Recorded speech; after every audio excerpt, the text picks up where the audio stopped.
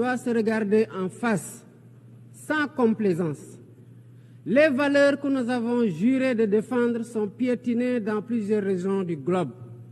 Que l'on soit à Gaza, à Tel Aviv, à Dakar ou ailleurs, chaque être humain est porteur de cette égale dignité, une dignité qui transcende les frontières, les cultures et les appartenances religieuses. C'est notre devoir à tous de veiller à ce que cette dignité soit protégée et respectée pour chaque être humain, sans exception. Ce devoir est l'essence même des Nations Unies. Pourtant, nous constatons chaque jour que le droit international, ciment de la paix mondiale, est souvent violé. Des résolutions adoptées par cette Assemblée sont ignorées. En tolérant ces violences répétées, nous foulons aux pieds les principes de la Charte des Nations Unies et sapons les fondements même de cette maison de la paix.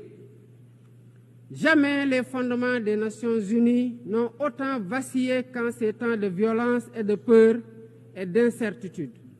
Si nous voulons éloigner le spectre de la guerre et œuvrer à l'avènement d'un monde meilleur, alors il est temps de changer les paradigmes. Il est temps de remettre l'humain au centre de l'agenda international, comme nous y invite le thème de cette session. Monsieur le Président, Mesdames, Messieurs, nous ne voulons plus fermer les yeux sur la tragédie qui se déroule dans le Sahel. Des groupes terroristes sèment la terreur, pillent, tuent les populations civiles innocentes. Cette région, autrefois stable, est désormais en proie à une violence quotidienne, tandis que les Nations Unies, particulièrement le Conseil de sécurité, restent trop souvent inertes. De même, nous ne pouvons pas accepter que le Sahel devienne le théâtre de rivalités de puissances étrangères dont les affrontements ne font qu'aggraver la déstabilisation de la région. Je dois rappeler ici que la paix et la sécurité de l'Afrique sont indissociables de la paix mondiale. Il est impératif que le Conseil de sécurité remplisse pleinement son rôle de garant de la stabilité internationale. J'exprime à nouveau la préoccupation du Sénégal face à la situation tragique qui perdure en Palestine. Des générations entières y ont grandi sous l'ombre de l'oppression, privées de leur droit fondamental à un État viable.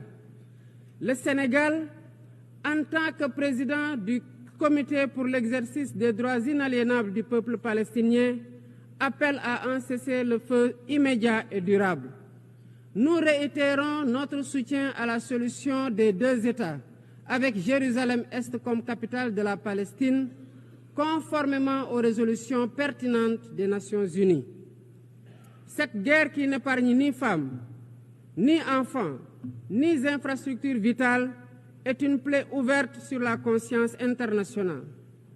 Il est impératif que le droit international humanitaire soit rétabli dans toutes les zones de conflit et que les Nations Unies jouent pleinement leur rôle de médiateur et de garant de la paix. Mesdames et Messieurs, la paix n'est pas seulement l'absence de guerre. La paix, c'est aussi la possibilité pour chaque être humain de vivre dans la dignité, de se nourrir, de se loger, de s'éduquer et de recevoir des soins. Or, aujourd'hui, plus de 750 millions de personnes ne mangent pas à leur faim et des millions basculent chaque jour dans l'extrême pauvreté. Ces chiffres éloignent de plus en plus le monde des objectifs de développement durable fixés pour 2030. Nous ne pouvons plus accepter que les mécanismes de gouvernance mondiale continuent de reproduire ces inégalités. Il est alors temps de rompre avec la logique du chacun pour soi et de bâtir un nouveau contrat social global fondé sur la solidarité et la coopération. Ce contrat doit inclure des réformes majeures pour s'attaquer aux défis politiques, économiques, environnementaux de notre époque. Premièrement, il est impératif de sauvegarder et de renforcer le multilatéralisme comme cadre unique d'action pour la paix et la sécurité internationale.